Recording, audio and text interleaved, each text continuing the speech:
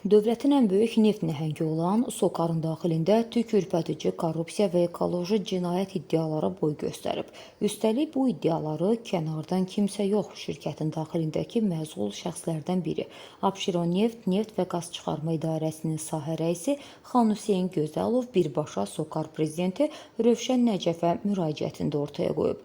Bir xəbər media xəbər verir ki, bizim Əsr.com-un yaydığı məlumata görə Azneft İstehsalat Birliyi və Abşeroneft İdarəsinin bəzi vəzifəli şəxsləri dövlətə məxsus strateji avadanlıqları hədəf seçiblər.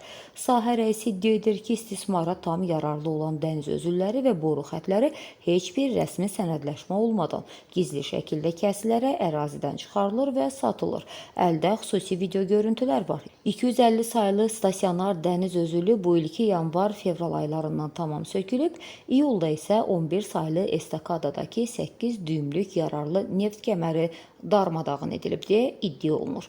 Bu qanunsuz söküntü marafonu təkcə dövlət büdcəsinə ziyan vurmur, həm də Xəzər dənizini rəsmən zəhərləyir. Təhlükəli şəraitdə aparılan kəsim işləri zamanı ekoloji tələblər tamamilə heçə sayılır. Sahə rəisinin sözlərinə görə son vaxtlar Dübəndi və Şüvəlan sahillərində sakinlərin qorxu ilə qarşıladığı neft ləkələrinin əsl səbəbi məhz bu gizli söküntülərdir. Bəs korrupsiyanı faş edən əməkdaşın taleyi necə olub? Xan Hüseyn Gözəlov idarədəki qohumbazlıq, rüşvət və qanunsuzluqlar barədə rəhbərliyə məlumat verəndən sonra dərhal hədəfə gəlib. Qanunsuzluq edənləri cəzalandırmaq əvəzinə korrupsiyanı ifşa edən sahə rəisinə şiddətli töhmət verilib və ona qarşı ciddi təzyiqlər başlanıb.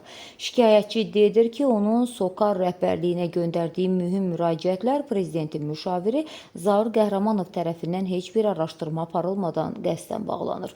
Dövlət əmlakının talan edilməsi, Xəzərin göz görə-görə çirkləndirilməsi və haqqını tələb edən işçinin sıxışdırılması. Ən qəribəsi isə budur ki, yayılan bu rüsvayçı faktlarla bağlı SOCAR rəhbərliyi hələ də heç bir narahatlıq keçirmir və səssizliyini qoruyur.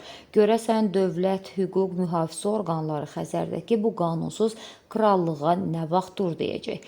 Mövzu diqqətimizdədir. Səsləndirilən iddialarla bağlı qarşı tərəfin də mövqeyini işıqlandırmağa hazırıq.